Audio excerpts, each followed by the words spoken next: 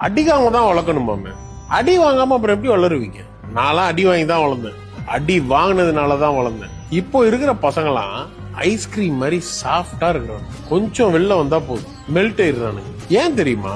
இவங்களுக்கு எல்லாம் வலினா என்ன, கஷ்டம்னா என்னன்னு தெரியாமலே வளர்ந்துடுறாங்க. எல்லாருக்குமே இருக்கிற ஆசை என்ன தெரியுமா?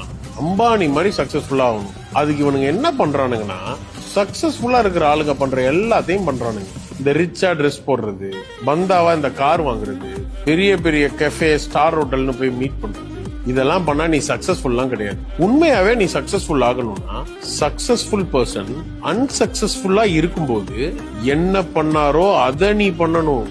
No rich cars, no costly cafes, no time for family and friends. கஷ்டப்படணும். இந்த அடியெல்லாம் பட்டுட்டு ஒருத்தன் வரான் பாரு, அவனோட ஃபியூச்சர் தான் வழியே இல்லாம சந்தோஷமா இருக்கும். நீ அதை பார்த்துட்டு அவனோட சந்தோஷமான லைஃப் ஸ்டைல மட்டும் ஃபாலோ பண்ணன்னு வச்சுக்கோ, இருக்கிறதும் போயிடும்பா.